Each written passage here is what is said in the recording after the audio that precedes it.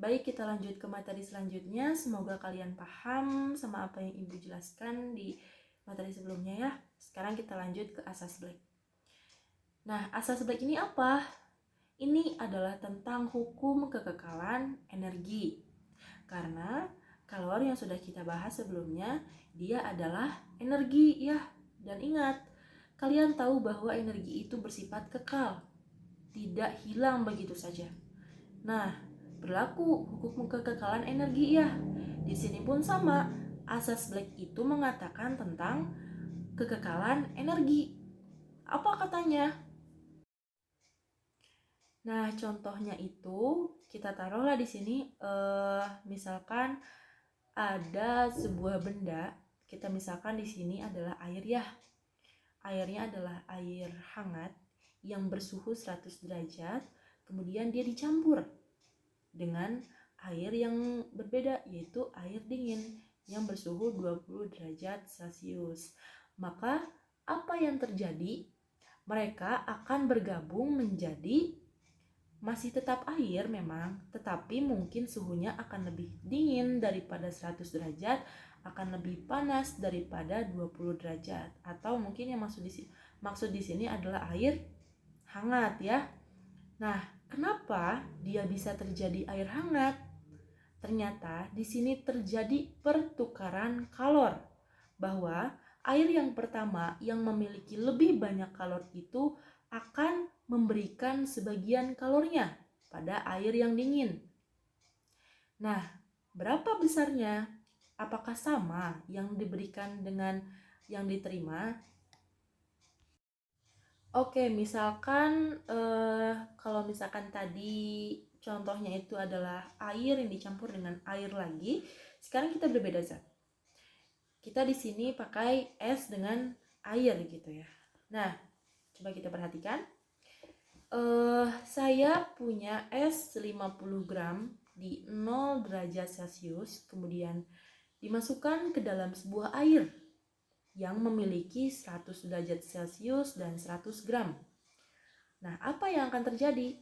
Mereka akan menjadi atau bersatu menjadi air yang memiliki suhu tertentu. Atau ini yang disebut dengan suhu campuran atau TC.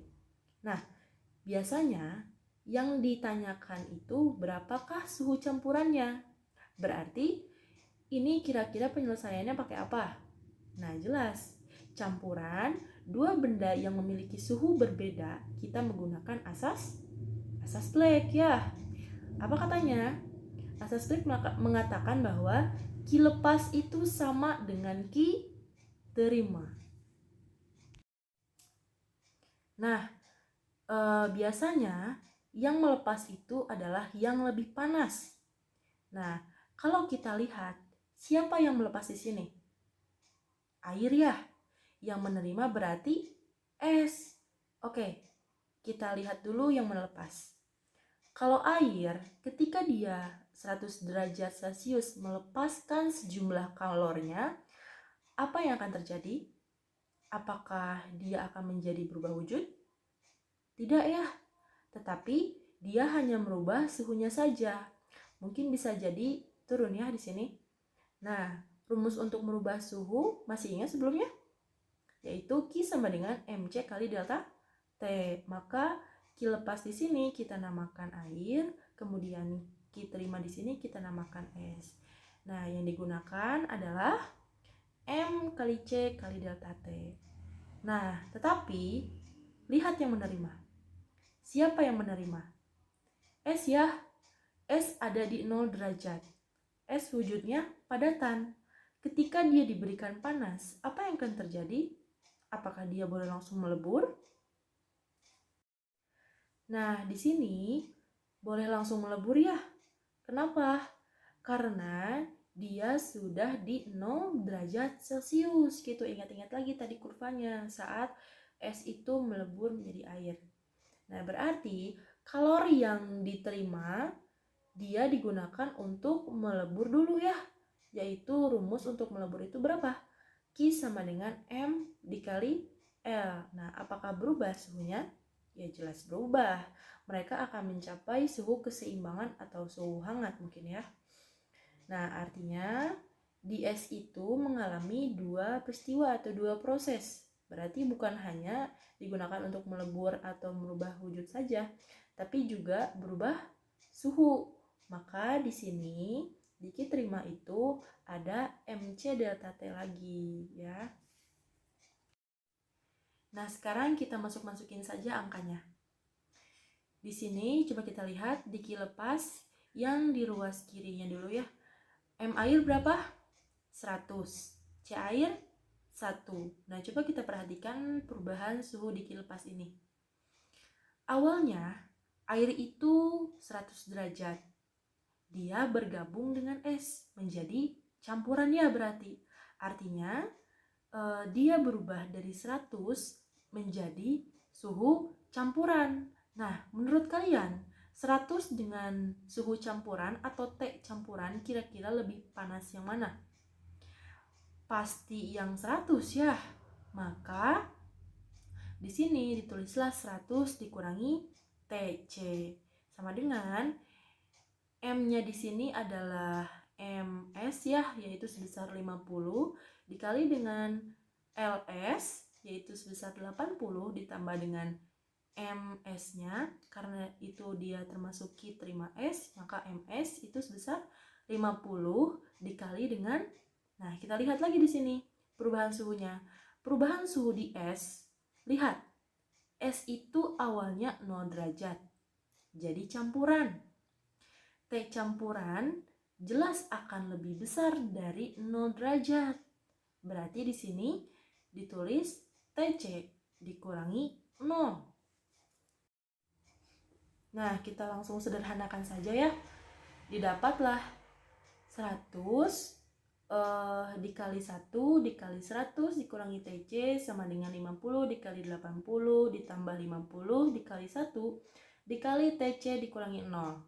Nah, di sini kita lihat 50 dengan 100 dibagi 50 adalah 2. 50 dibagi 51 didapat jadi 2 dikali 1 adalah 2 ya. Kemudian 1 dikali 80 adalah 1. Kemudian 1 dikali TC kurangi 0 adalah TC. Dapat hasilnya 2 dikali 100 dikurangi TC sama dengan 80 ditambah TC. Nah, ini yang 2 dikali 100-nya kita operasikan dulu. Didapatlah hasilnya 200 kurangi 2 TC sama dengan 80 ditambah TC. Nah, kita kelompokkan dulu ya, yang TC dengan yang TC, yang angka dengan yang angka. Maka yang 80 kita pindah ruaskan, yang min 2 TC kita pindah ruaskan juga. Berarti 200 dikurangi 80 sama dengan 2 TC ditambah TC. Berarti 2 TC ditambah TC kan sama dengan 3 TC ya. Nah, kita dapat TC sama dengan 200 dikurangi 80 berapa? 120. Berarti TC sama dengan 120 dibagi 3. Didapatlah TC-nya atau suhu campurannya sebesar 40 derajat Celcius. Oke, sekarang kita masuk ke poin yang ketiga, yaitu perpindahan kalor. Wah, ternyata kalor itu bisa berpindah ya. Nah, di sini perpindahan kalor itu dibagi menjadi 3 jenis. Yang pertama ada konduksi, yang kedua konveksi, dan yang ketiga radiasi. Nah, mungkin kalian di SMP ada yang sudah pernah belajar ya tentang perpindahan kalor. Nah, di sini yang pertama kita bahas dulu tentang konduksi. Apa itu konduksi? Konduksi itu adalah perpindahan kalor melalui zat perantara tanpa disertai perpindahan partikel. Ya, maksudnya seperti apa? Contohnya misalkan, kalau seandainya ini adalah benda A. Ya, ini adalah benda A. Kemudian saya adalah partikelnya.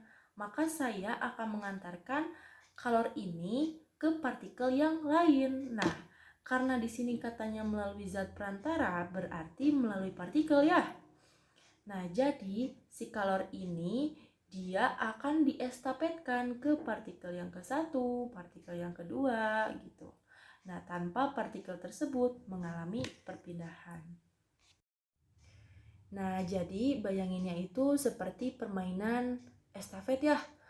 Orangnya itu tidak bergerak, tapi bendanya yang dipindahkan itu tetap berjalan. Nah, secara konduksi ini katanya biasanya dia itu terjadi pada zat padat gitu. Kenapa pada zat padat? Karena kita tahu bahwa zat padat susunan partikelnya itu rapat dan teratur.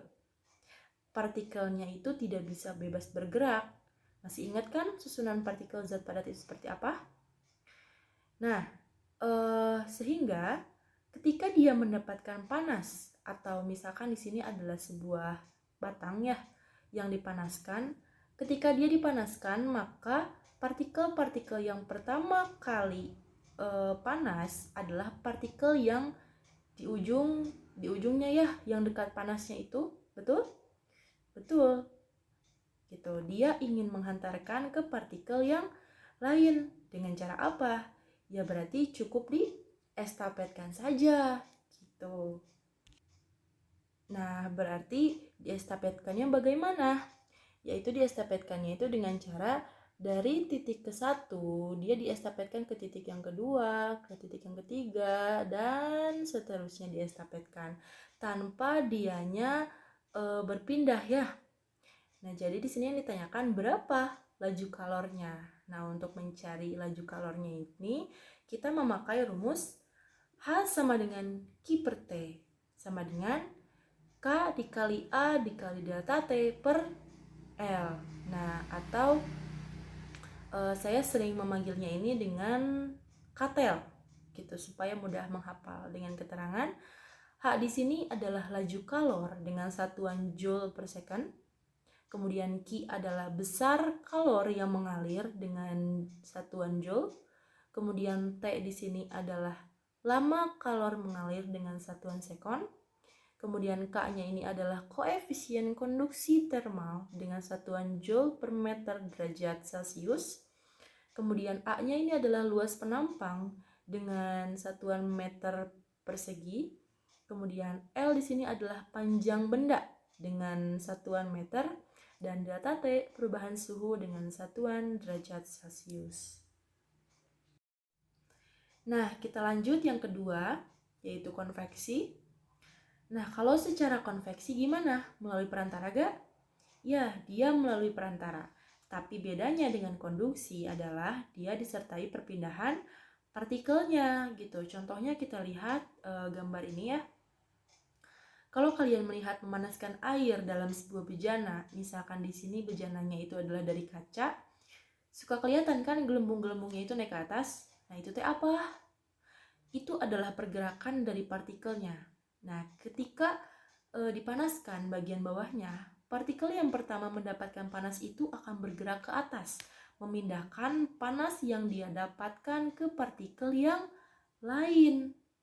Nah, kalau tadi adalah contohnya adalah estafet, nah kalau yang ini berarti dia datang langsung atau memberikan langsung ke partikel yang lain. Kebayangkan?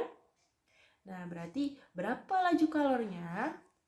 Nah, laju kalornya itu kita hitung dengan H sama dengan Q per T sama dengan H dikali A dikali delta T. Atau ibu sering memanggilnya dengan sebutan HT. Tahu kan HT? Nah, keterangannya di sini H adalah laju kalor dengan satuan joule per second, kemudian Q adalah besar kalor yang mengalir dengan satuan joule, kemudian T-nya adalah lama kalor yang mengalir, satuannya adalah sekon, kemudian H di sini adalah koefisien konveksi termal dengan satuan joule per meter kuadrat derajat Celcius.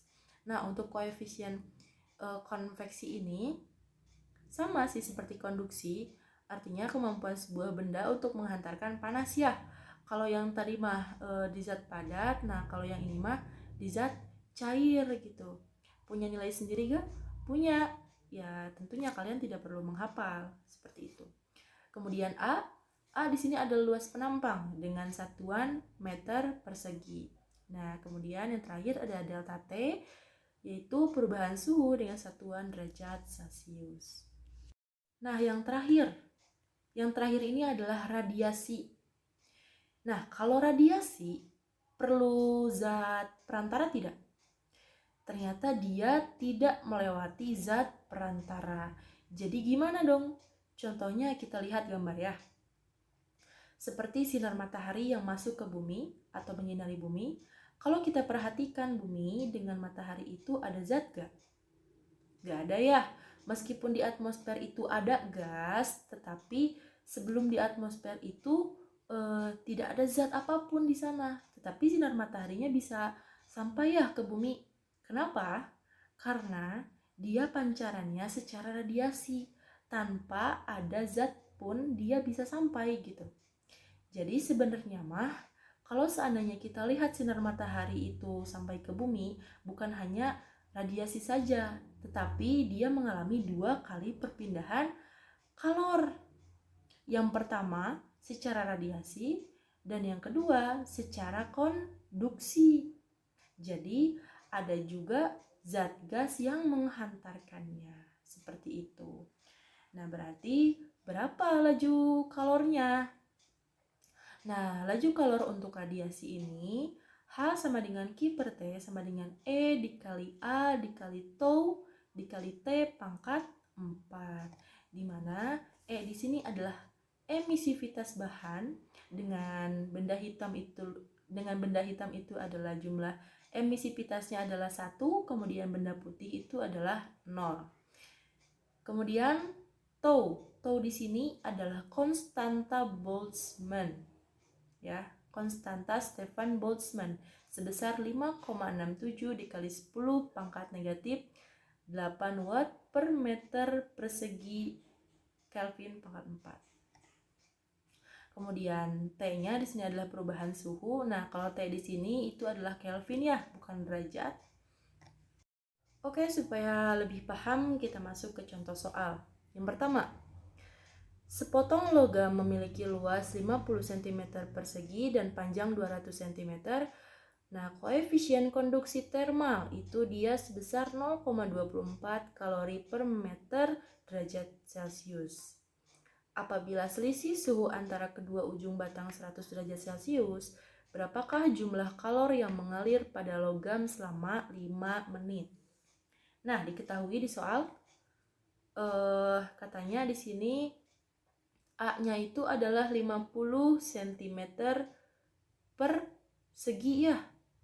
50 cm persegi. Kemudian K-nya, koefisiennya itu adalah 0,24 kalori per meter derajat Celcius. Kemudian delta T-nya dia itu sebesar 100 derajat Celcius ya. Sudah diketahui di soalnya itu adalah selisih suhu. Kemudian L-nya ini dia sebesar 200 cm. Kita ubah dulu ke meter menjadi 2 meter. Kemudian T di sini dia diketahui waktunya 5 menit. Kita ubah ke second jadi 5 dikali 60 second menjadi 300 second. Yang ditanyakan apa? Yang ditanyakan adalah Q-nya ya, jumlah kalornya. Kita lihat penyelesaiannya. Nah, jadi di sini penyelesaiannya itu pakai rumus Cattell ya, karena dia di sini merupakan proses konduksi. Nah, kita masukin angkanya Q per T. Nah, berarti T-nya itu tadi sudah kita dapat 300, K-nya sebesar 0,24 dan A-nya, oh iya, Ibu lupa. A-nya di sini kan tadi itu dia dalam satuan cm persegi ya. Nah, di sini dia diubah ke dalam meter persegi. Gitu berarti didapat kalau cm persegi ke meter pangkat 2 berarti 50 dikali 10 pangkat min 4 ya. 50 kali 10 pangkat min 4. Nah, di sini kita lihat 2 ini bisa dicoret dengan 0,24 menjadi hasilnya 0,12. Kemudian 100 ini kan 10 pangkat 2 ya, 10 pangkat 2. Nah, 10 pangkat 2 dengan 10 pangkat min 4 itu sisanya 10 pangkat min 2. Nah, 50 dengan 10 pangkat min 2, kan 50 itu adalah 5 dikali 10 pangkat 1 ya. 10 pangkat negatif 2 dengan 10 pangkat 1 itu sisanya adalah 10 pangkat negatif 1. Jadi di sini hasilnya Q per 300 sama dengan 0,12 12 dikali 5 dikali 10 pangkat negatif 1 didapat. Nah, si 300-nya ini kita pindah ruaskan ke kanan, jadi 0,12 dikali 5 itu adalah 6. Jadi 6 dikali 10 pangkat negatif 1 dikali 300 ya. Kita lihat di sini. 6 dikali dengan 3 hasilnya 18 ya.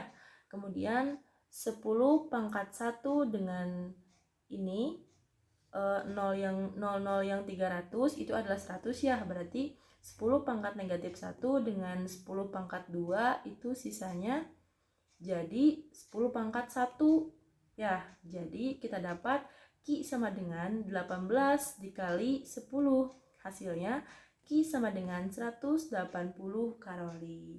Jadi jumlah kalori yang mengalir pada logam selama 5 menit itu sebesar 180 kalori. Kemudian yang kedua, contoh soal yang kedua, sebuah logam kecil pada dinding tungku menyerupai benda hitam sempurna jika luas lubang itu 1 cm persegi dan suhunya sama dengan suhu tungku, yaitu 727 derajat Celcius. Yang ditanyakan, berapa kalori yang diradiasikan lubang setiap sekon? Nah, di soal sudah diketahui bahwa katanya di sini adalah benda hitam. Ingat, emisivitas benda hitam berapa? 1 ya, maka E-nya itu adalah 1. Kemudian luas penampangnya di sini lihat. Dia itu luas lubangnya 1 cm persegi. Nah, seperti soal yang sebelumnya kita ubah ke dalam meter persegi ya. Berarti 1 cm persegi ke meter persegi menjadi 10 pangkat min 4. Gitu. Nah, kemudian K-nya itu adalah 0,24 kalori per meter derajat Celcius. Nah, T-nya untuk T-nya di sini suhunya yaitu 727 derajat Celcius karena Kelvin satuannya kita ubah ke Kelvin jadi 727 ditambah 273 sama dengan 1000 Kelvin. Kemudian konstanta Stephen Boltzmann itu tau sama dengan 5,67 dikali 10 pangkat negatif 8 watt per meter persegi K pangkat 4. Yang ditanyakan apa? Yang ditanyakan adalah H-nya. Nah, berarti di sini kita tinggal masukin ya rumus dari radiasi tadi, yaitu karena yang ditanyakan H, jadi H sama dengan Q per T sama dengan E dikali A dikali tau dikali T pangkat 4. Maka di sini dapat hasilnya E-nya itu kan tadi 1 ya. Kemudian A-nya itu tadi kita sudah ubah jadi 10 pangkat negatif 4 dan T-nya itu adalah 5,67 dikali 10 pangkat negatif 8. Dan di sini T-nya itu adalah 10 pangkat 3 ya atau 1000 Kelvin. Jadi 1000 Kelvin atau 10 pangkat 3 dipangkatkan 4. Nah, didapatlah hasilnya di sini 5,67 dikali 10 pangkat negatif 12 ya. 10 pangkat negatif 8 dengan 10 pangkat negatif 4 itu adalah 10 pangkat negatif 12. Nah, 10 pangkat 3 dipangkatkan 4 jadi 10 pangkat 12. Didapatlah hasilnya. Karena 10 pangkat negatif 12 dengan 10 pangkat 12 itu bisa dicoret, itu hasilnya adalah 10 pangkat 0. 10 pangkat 0 adalah 1. Didapatlah hasil akhirnya H sama dengan 5,67 Joule per second, atau dapat kita simpulkan jadi kalori yang diradiasikan itu sebesar 5,67 Joule per second. Nah, kemudian contoh soal yang terakhir. Sebuah bola logam berdiameter 20 cm dipanaskan sampai 727 derajat Celcius. Sedangkan benda-benda di sekitarnya itu bersuhu 27 derajat Celcius katanya. Berapa laju kalori yang diperlukan untuk mempertahankan suhu bola jika permukaannya itu mempunyai emisivitas 0,5? Nah, kita lihat di sini.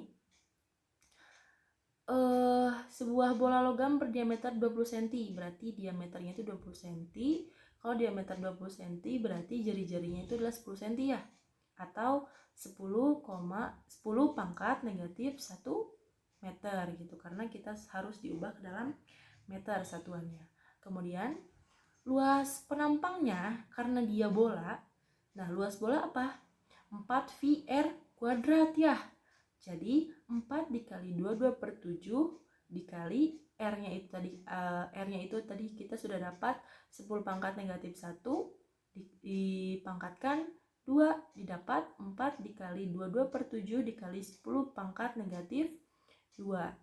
Kemudian suhu awalnya itu dia sebesar 727 derajat Celcius, kita ubah ke Kelvin jadi 1000 Kelvin.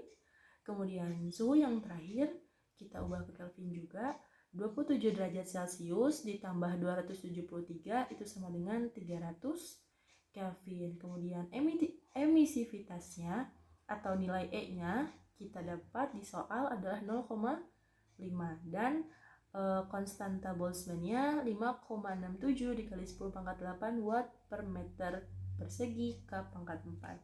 Dan sama yang ditanyakannya di sini adalah H-nya, ya, laju kalornya. Oke, kita langsung masukkan saja ke rumus radiasi ya.